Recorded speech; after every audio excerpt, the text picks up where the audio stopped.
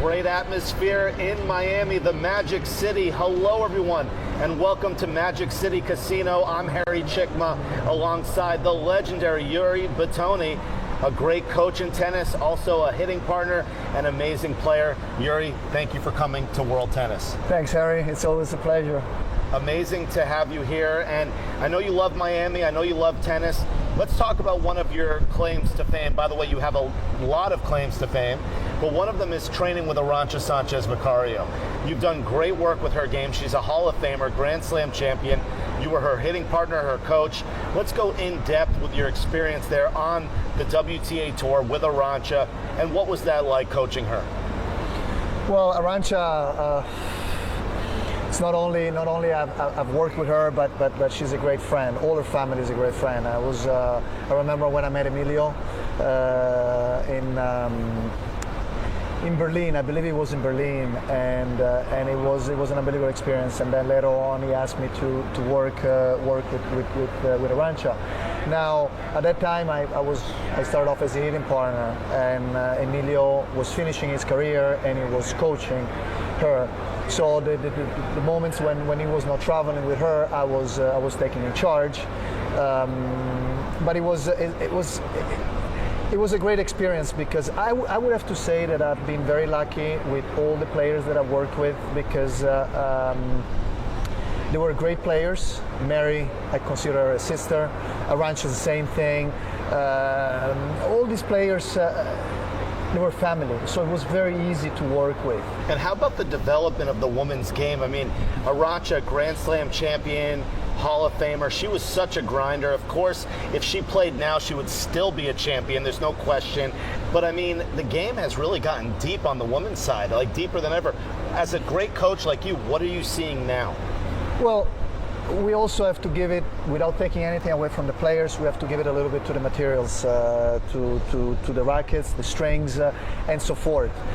In the last over 10 years, let's say, there's been a huge improvement of the materials. So players are hitting harder and more precise and effortless.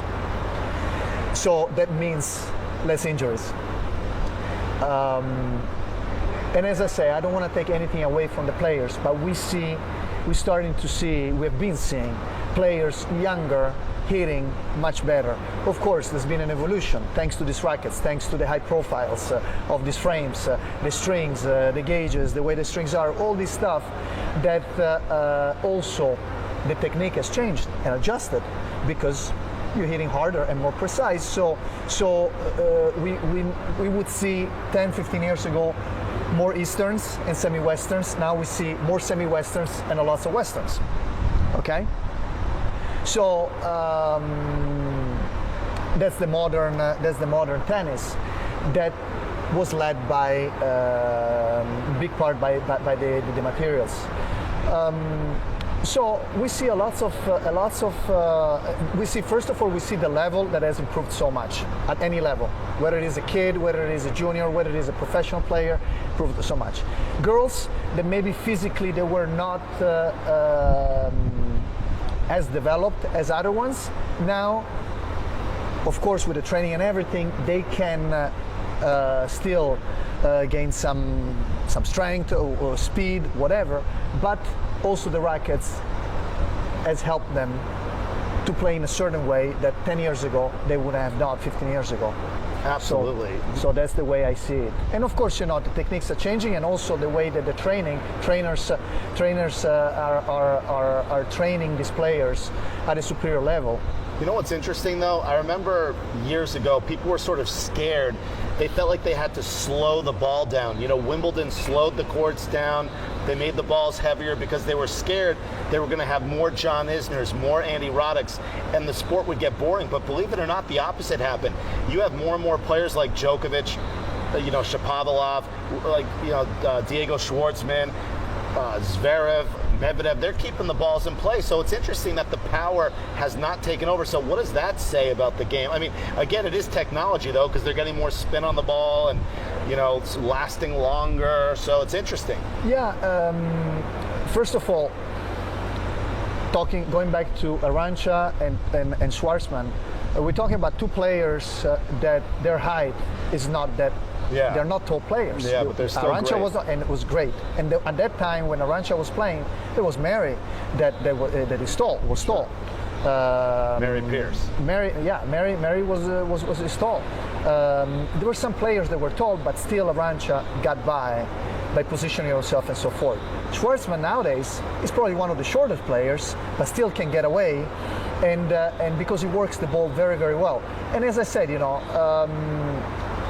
also these rackets are allowing you to hit with certain spins that before was not. And also the footwork is taking a huge role into it, because by having a very firm, steady position before hitting the ball, it's key. So you see all these players that work so hard off the court, they become extremely strong with a lower body, and they don't get tired that much, and all the power comes from the legs. Yeah. So you get a Schwartzman that is a short guy and uses to push off on the forehand extremely strongly with the right leg, that can charge the ball heavy.